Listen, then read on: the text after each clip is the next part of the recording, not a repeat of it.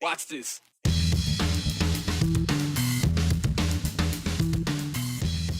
Did a legislative session of slicing and dicing budgets make a difference in the end? We'll give you a look at the budget forecast and if the state's pocketbook is headed into the red.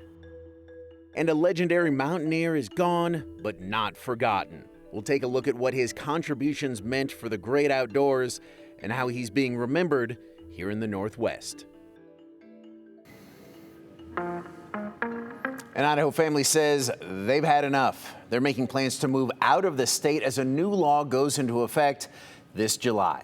House Bill 752 will criminalize people who willfully enter public bathrooms, changing rooms, or locker rooms designated for a sex different than what they were assigned at birth. A first offense would carry a misdemeanor, punishable by up to 1 year in prison. A second offense within 5 years would be a felony, punishable by up to 5 years in prison. People who support this legislation say it's about advocating for women's and girls' privacy and safety, keeping spaces like changing rooms safe from a man. But a local couple whose daughter is transgender says the bill is just targeting trans people and that this is the latest in a line of anti-trans legislation coming out of the State House. So they've decided just to move out of Idaho. She said, "How do I come home? What do we do now?" And I think if she comes in the airport, there are police in the airport. If someone were to recognize her and call her out for that, then that is a potential place that she could be in jail for up to a year just for using the restroom getting off the airplane. And they're not just moving their family. Tonight on the news at 10, our Aspen Shumpert talked with them about what's next for their healthcare practice now that they plan to leave. Well, there's a little brighter budget picture in Idaho right now. A new report from the Legislative Services Office says lawmakers likely made enough cuts during the session to keep the state out of a deficit for this fiscal year. March tax collections are $31 million below the revenue target.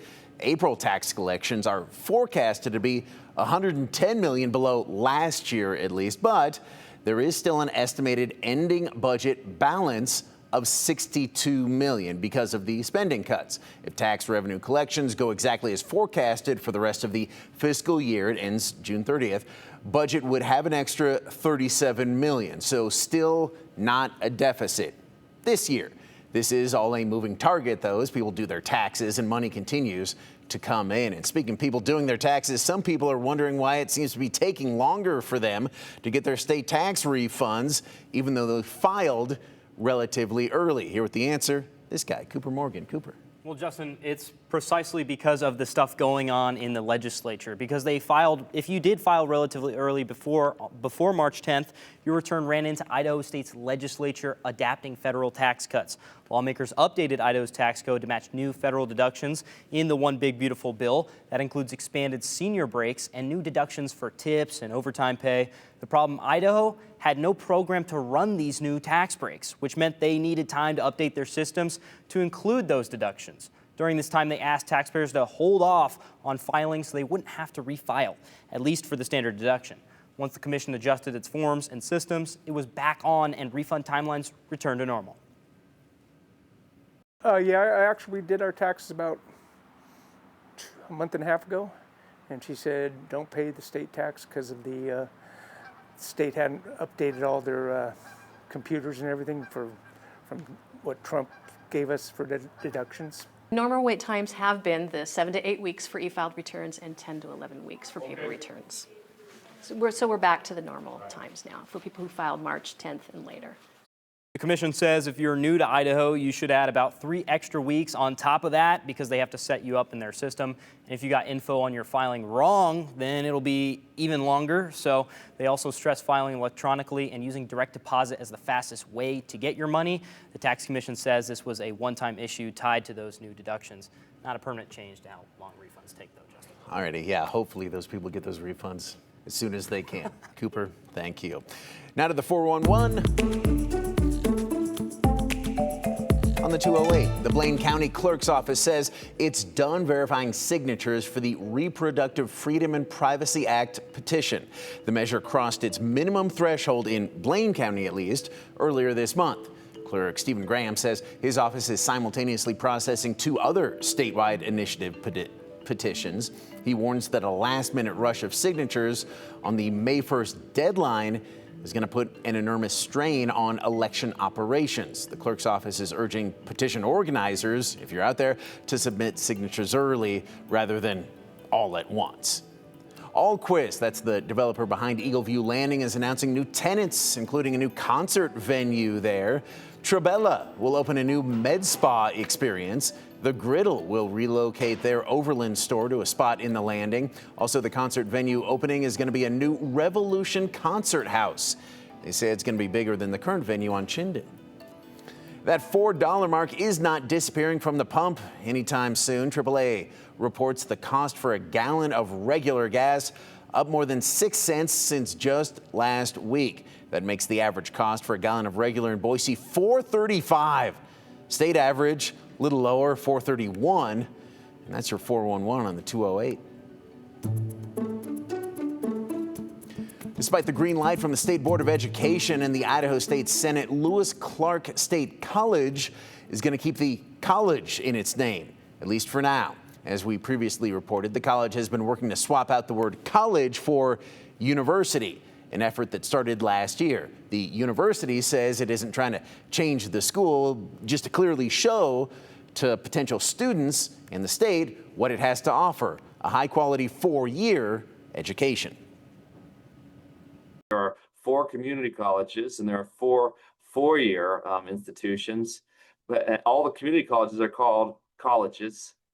The 4-year institutions are called universities, except for LC State. We're kind of this outlier. So that's what a lot of this is about, is spreading awareness about the fact that we offer these upper level degrees and dispelling some of that confusion that some might think we're a community college.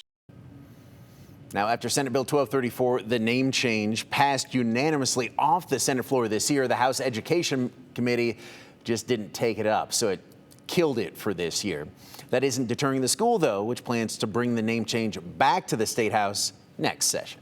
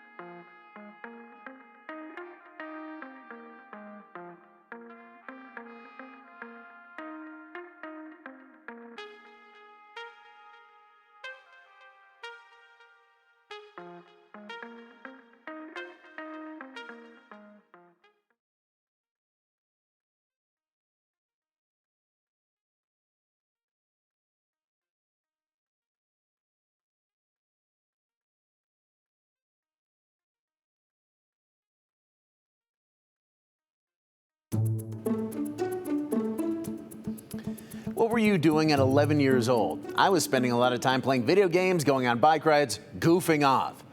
Owen Zaragoza is building his golf game a potential career and is heading to the Drive, Chip, and Putt National Finals at Augusta National, maybe the most revered golf course on the planet. KTVB's Austin Park chatted with Owen and played a little golf with him. He tells us what sets the young phenom apart in this Reporter's Notebook. Owen Zaragoza, you talked to a lot of young athletes. What impressed you about this kid? What set him apart? I think what set him apart is his mind. It's the way he imagines golf shots before they even happen. I mean, you see him on the driving range, and he's hitting cuts, draws, slangs. Like, he could slice the ball if he wanted to. He can hit his irons, his wedges. It's his mind. It's his imagination. And that's one thing his coach talked about is, like, since he was like 3 years old, she noticed that he was simply different. Every once in a while you'll see a kid that on the driving range that just has that talent, and you're like, whoa, where does that come from? And Owen had that at 3.5 years old, and it just continues to grow and grow. How do you get a 3-year-old interested in golf? Well, hey, shout out Grandma. Bought him his first plastic set of golf clubs.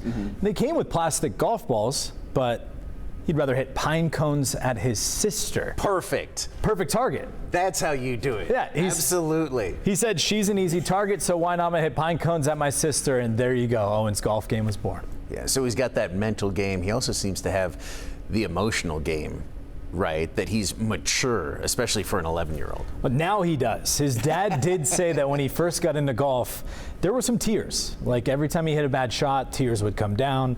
But now it's become more of like mind of a goldfish. And he knows, he told me that, you can't change the past.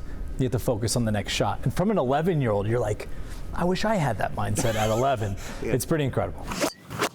What was it like seeing an 11-year-old with a swing like that? Jealousy is the first thing that comes to mind, honestly. I wish my parents put me in golf maybe instead of baseball, because if I had a swing like that, and it obviously, pays a nod to his coach as well, because she's been his coach since he was 3, and so she kind of developed that swing. At 11 years old, he's got a better swing than most people that I play golf with. I play golf a lot. I play golf with a lot of different people.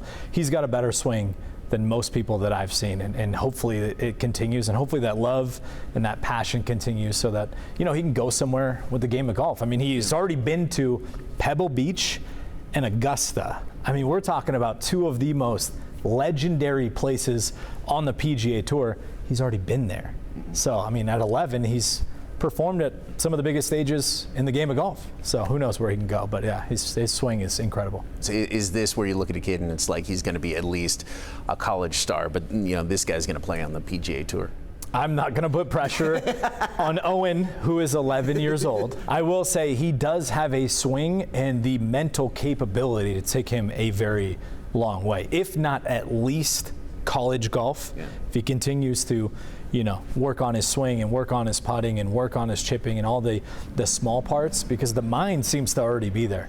And his mind's only going to develop into, sharper and stronger as he gets older and as he matures more. He's only 11. We have to keep stating that. So I don't know if he's going to make the PGA Tour, but I'll tell you what, I'm rooting for him.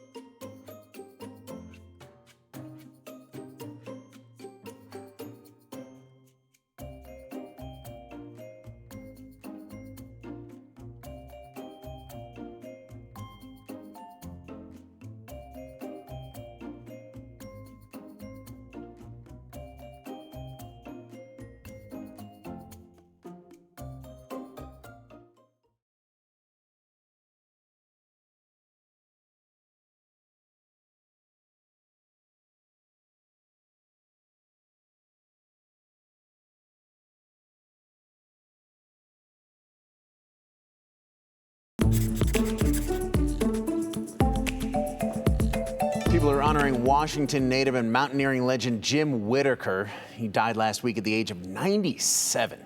Whittaker was the first American to summit Mount Everest, the world's tallest peak, back in '63. Over the years, he guided and influenced generations of climbers through his leadership and outdoor expertise. He also helped REI grow into a major outdoor retailer. His son remembers the legacy he leaves behind for those who love the outdoors as we go beyond the 208. The outdoors is where Jim Whittaker loved to be. My father always said, go outside and play. And it's that simple. So when his son, Bob Whittaker, learned of his father's passing last week, he went outdoors. In honor of my father, Sandra, my partner, and I went and walked on the Children of the Sun Trail, and it was that simple, but it was a real refresher. What was that moment for you? Laughing and crying. Yeah. God damn it. Yeah. You miss him? Yeah.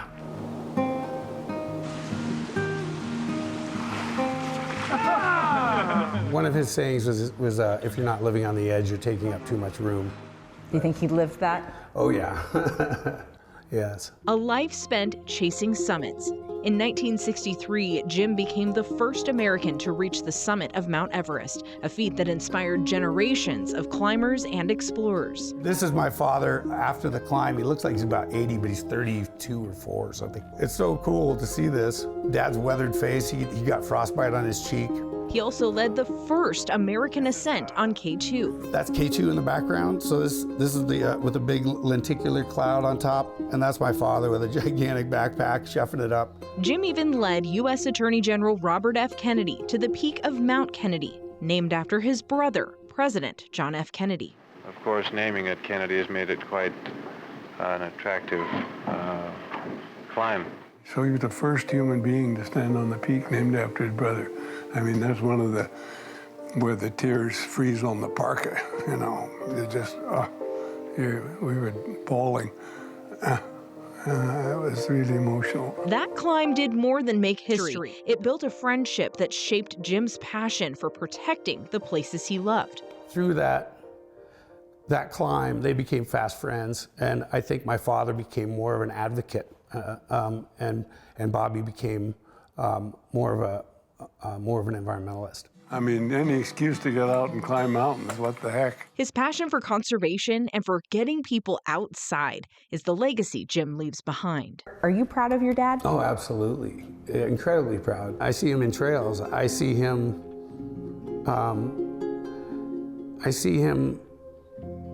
in how much people are caring for the world now. Bob continues that legacy, not by climbing big peaks, but by building everyday access to the outdoors. I'm president of a 501c3 up in Ferry County. It's the Ferry County Rail Trail. And so my work there is a continuation of my father and Bobby Kennedy's legacy, I think. And I love that trail, and I love that it's free. I love that it's yours as much as it is mine. I take that same sentiment to the work that I do with skate parks. And maybe that's the real summit, not a mountain, but a legacy that keeps people stepping outside. Amanda Rowley, KREM 2 News.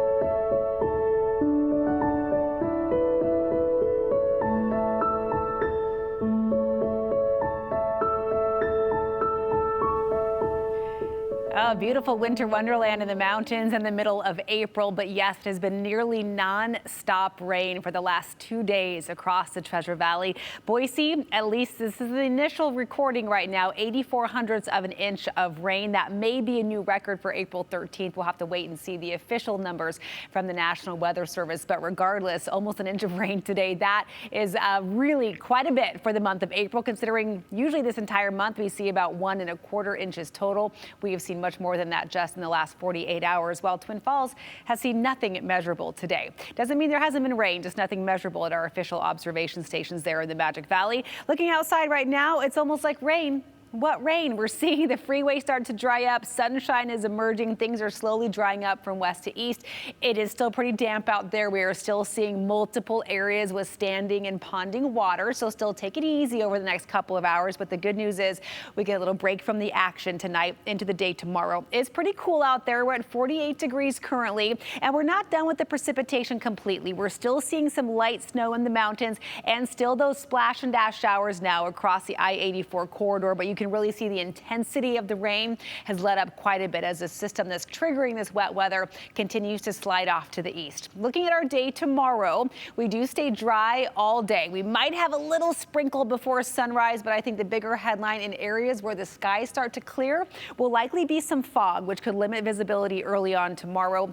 With all of that moisture in the lower levels of the atmosphere up in the mountains as well. Fog could certainly be an issue early on in your Tuesday, but otherwise a really beautiful day. Light winds, seasonable temperatures. We're back up around 60 in Boise tomorrow. It will be chilly early on, so even without fog, it'll be a morning to just kind of bundle up and plan on maybe a scrape of the windshield in places like Mountain Home, where temperatures may dip to freezing. We will be in the 30s for your Tuesday morning across the entire Snake River Plain, but temperatures in the Treasure Valley do warm nicely tomorrow. We'll hit the low 60s in Mountain Home, Boise, Caldwell, and Nampa. Upper 50s with light winds and a partly cloudy sky in the Magic Valley. And our mountain locations are in the mid 40s to mid 50s, just depending on location. So we catch our breath, we dry out tomorrow, but don't let the umbrella get too far away and don't rush out to the car wash as our next system is hot on the heels of today. So we get a break tomorrow, but by Wednesday, wet, wintry, colder weather surges right back in, enough so that we have first alert weather conditions on deck for Wednesday and Thursday.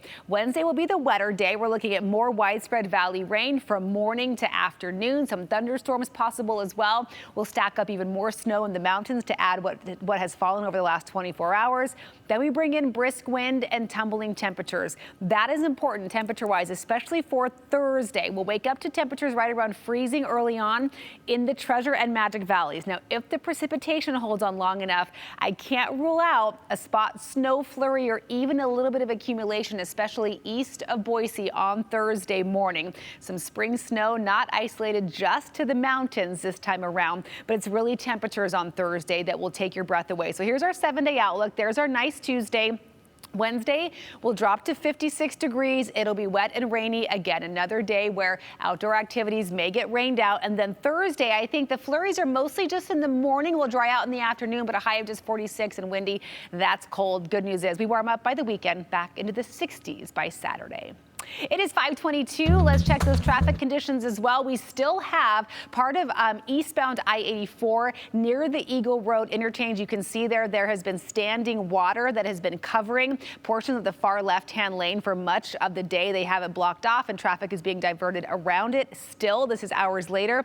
Good news is that should keep improving as our evening goes on. Looking at our current traffic flow, it's not looking like that's really impeding traffic all that much. Westbound lanes, you will slow just a bit getting through that Flying Y interchange, and then again you'll tap the brakes as you get out of Meridian closer to Nampa. But so far things aren't looking all that bad despite the wet weather on our Monday.